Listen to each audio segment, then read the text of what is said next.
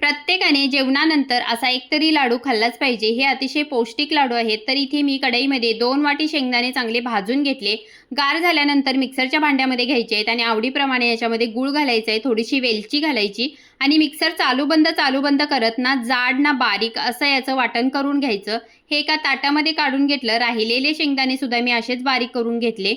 आता इथे कढईमध्ये मी 2 ते 3 चमचे तूप गरम करून घेतलं. हे तूप चांगलं कडकडीत गरम करून घ्यायचं आणि या शेंगदाण्याच्या कुटामध्ये घालायचं आणि सगळं व्यवस्थित मिक्स करायचं.